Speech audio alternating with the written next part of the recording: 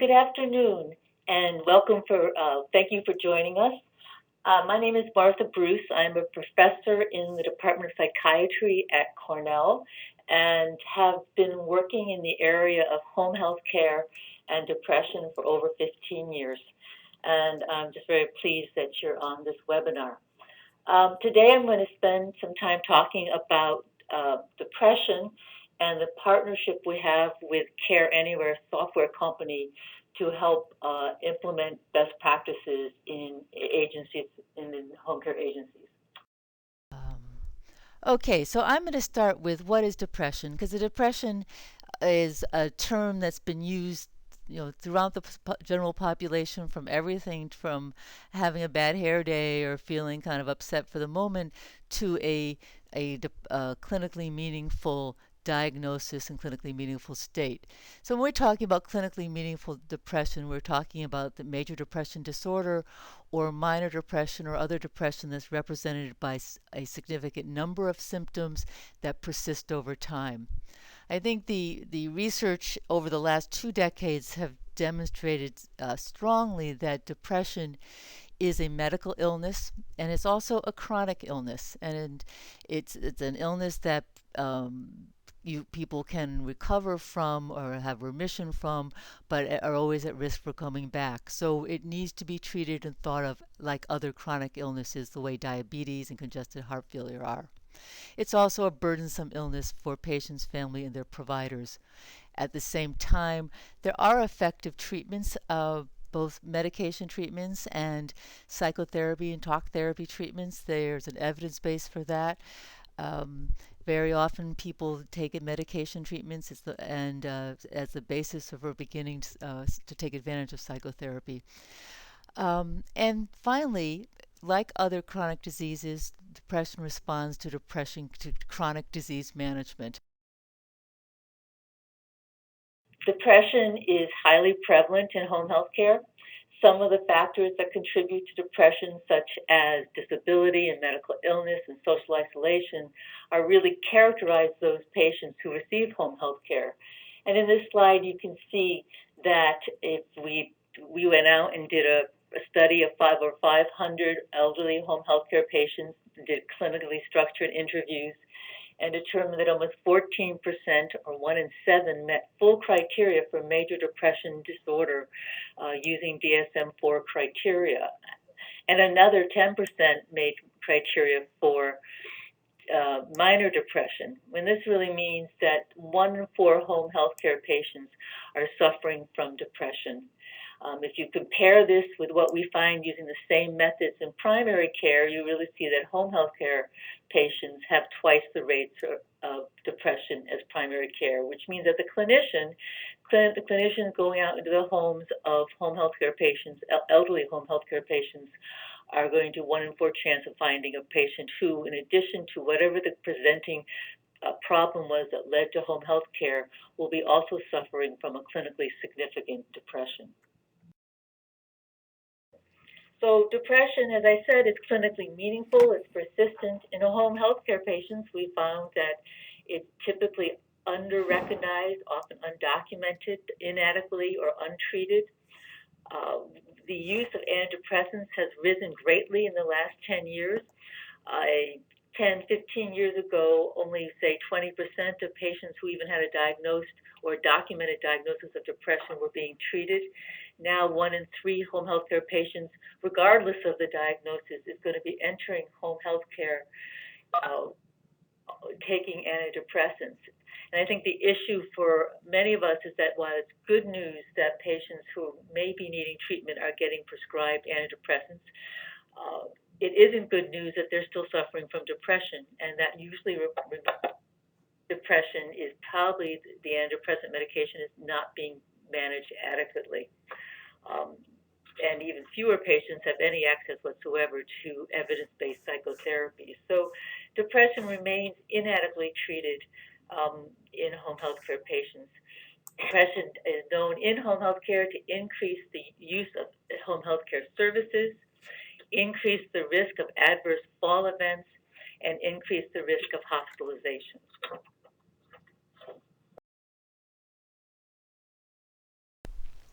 So the question for our group and others is how can we change these outcomes? What can we do so to improve both the detection and care of depression in home health care patients and reduce their suffering, their burden on providers, and the burden on the system? We've developed, and as I said, we did this in partnership with a number of home health care agencies from across the country, what protocol for assessment and care management of depression that we have called the Depression CarePath. CarePath includes many or all of the basic components of care management that you'll find for other chronic diseases in home health care. It involves the assessment of severity and that monitoring of severity over time, coordination of care for patients who are in need of additional evaluation or services, the management of antidepressants in terms of dosage, adherence, side effects, patient education, and assistance with patients in their goal setting and self care.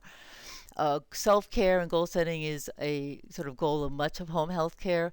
And the good news is, I guess, is that's one of the most positive things you can do for a patient is that form of patient activation, which actually helps in the treatment of depression. I think what's important about the Depression Care Path protocol is that while we often think about doing these assessments and coordinations and management at the first visit, good care management of depression requires additional assessments and checking in over time. Doesn't have to be every visit, but we say pretty much of essentially once a week or once whenever the clinician's going to be there. It doesn't require additional visits that wouldn't be being done anyways. But really, the important part of care management is managing over time to ensure the course of depression is doing better in patients and that they are participating in their treatment. And then finally, good management, of course, it requires or that there's coordination of care at the end of care.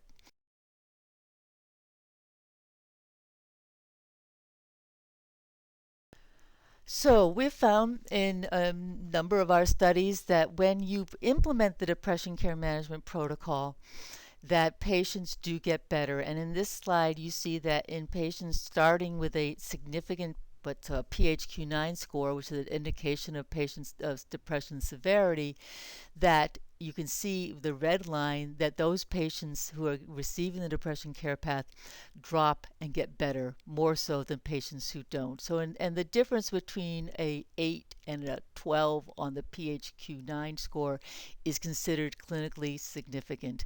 And indeed, dropping below a score of 10 on the PHQ-9 means these patients really are doing much better.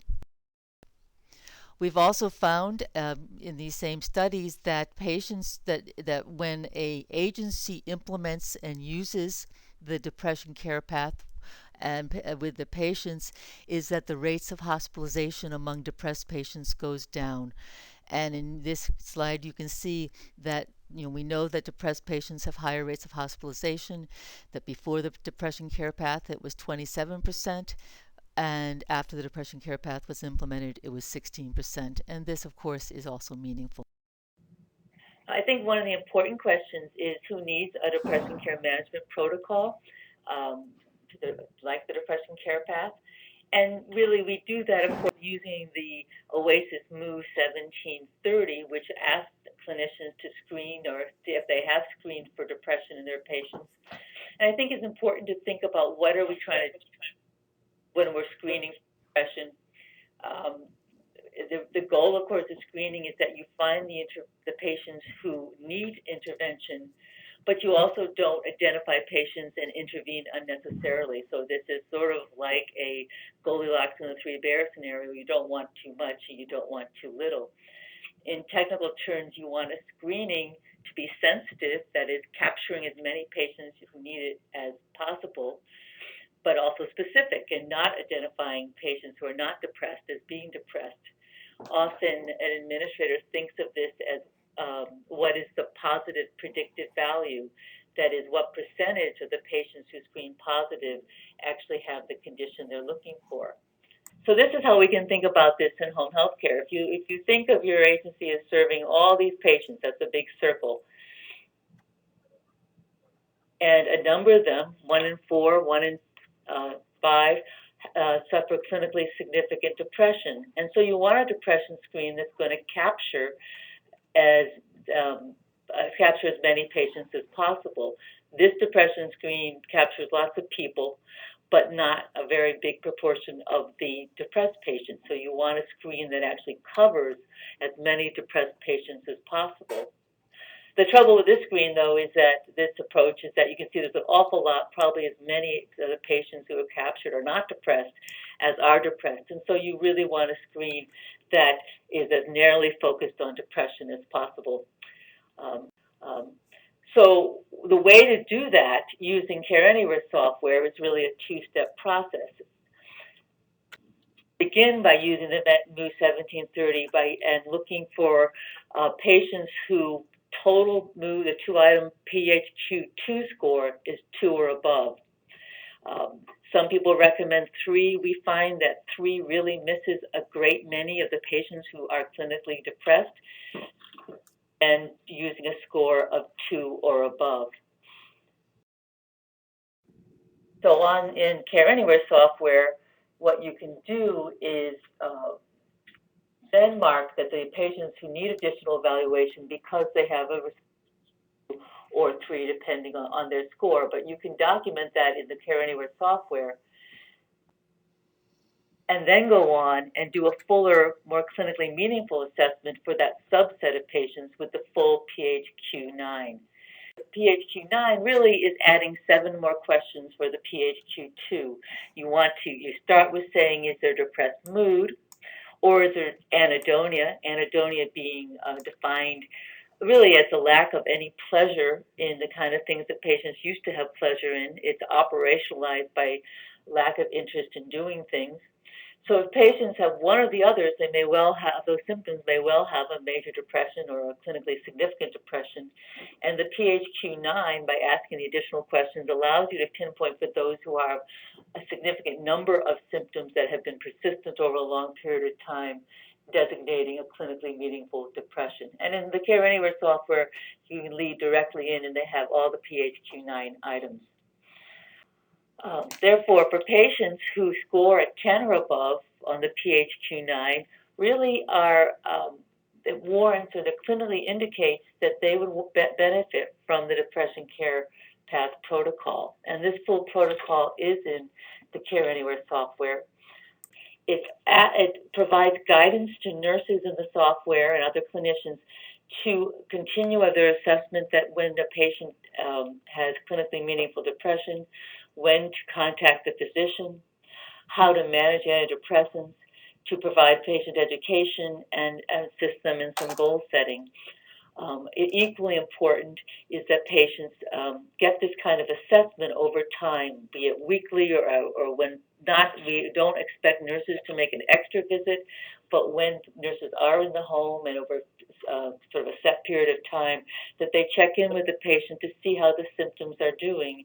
And patients who have started an antidepressant or made a change in antidepressant medication or started some type of therapy and are not doing well really need some more intervention at that point in time, because really anyone who treats with antidepressants knows that it takes a lot of titration and decision making about getting the appropriate dosage and types of antidepressants, and also to get the benefits of psychotherapy.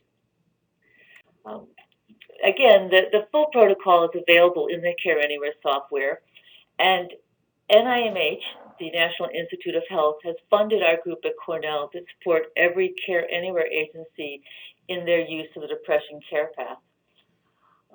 We offer this for free and provide this using long-distance support, and we'll almost provide any kind of support except flying to your agency itself. We have a website that some of you may have looked at. It becomes sort of a platform for the different resources we have. On this website, there are 2 different e-training modules where nurses and social workers can earn CEUs. One is in how to use the PHQ-2 and PHQ-9 in a clinically meaningful way, and the other is really how to go through and use the different components of the Depression CarePath. We offer informational webinars, some for administrators, more about how you implement this effectively in your own agency, and some about more content for clinicians. We offer phone consultation and other resources. This is the home page of our website.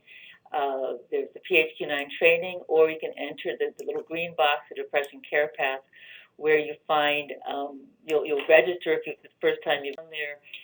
You'll find different access to different resources, including the e-training modules. If you are interested or want to learn more about how you can improve depression care in your agency, there are a few next steps. One is, if you haven't looked at the website, go ahead. Registering just basically means putting down your name and your agency so we know who's been there, and take a look at the different resources available there. And then I think it would be really great if you would contact us, or we'll contact you, or we really do want to talk to everyone about the different ways you might use these resources. There are some agencies I know who basically want to refer their clinicians to the free online training and help them access the CEUs. Again, this training is in the use of the PHQ, the use of the Depression Care Path protocol, and a library of short informational lectures. We've also, there are some agencies who are interested in really sponsoring a systematic full in-service for their own at their agency, in which case some of them become the trainers themselves, using the website as resource material for training their clinicians. And if you're interested in doing that, we also have additional resources and handouts and case studies that trainers can use as part of an in-service. And we also have the option of conducting our own booster if you're interested in doing a WebEx really a seminar or a discussion section from our group with your clinicians to answer any questions or provide more detail if there are areas. So there's a different number of ways we can work with you, including, as I said, anything from the clinicians going by themselves to really helping you support the implementation of the different resources and the training for your staff. If you're interested, again, here's the website. It's mentalhealthtrainingnetwork.org. It's been in the emails we sent you. You can also email us at Depression Care Path, that's at med@cornell.edu, or you can contact me, Martha Bruce, or Catherine Riley, who is the program officer for this project. And either of us would be really happy to talk with any of you about different options. If anyone has questions, you can just ask them. There's enough of us that we can do that, or you can type in a question. But I'm happy to take questions. Somebody just asked me the question more about why we can do this. Is there a cost, and why we can do this for free? And we can do this for free because we are getting grant money from the National Institute of Health to provide these kind of resources. And the reason is, I think, sort of stepping back, is the NIH has been, supporting research and basic research and clinical research for years and years and years, and really have been very concerned that the fruits of this research haven't been sort of taken up and used in real-world practice. So they're very interested in helping people like our group and others to help the real people who are really out there doing the real work in the real world to use the fruits of research. And so that's why this funding exists. So there really is no cost to the agency, and there's a lot of encouragement at the federal level for us and local level for us to help people who are interested in this. Let's see, are there any other questions from anyone? Let's see, so how can I access the Depression Care Path in the Care Anywhere's EMR? See if I can answer this one. I think when you go in to say, do you need to do, when you do the MOO 1730 in the depression section, you can click there for needing to do a depression intervention, and that will lead you into the Depression Care Path. The Care Anywhere has as its own online training in the Care Anywhere library. I think it's the university, the Care Anywhere University. Um, that really shows you step by step on how to use their software. We can link you from our website to the Care Anywhere University, but you'll have to go in there to get that really hands-on use of the software. Let's see, any other questions?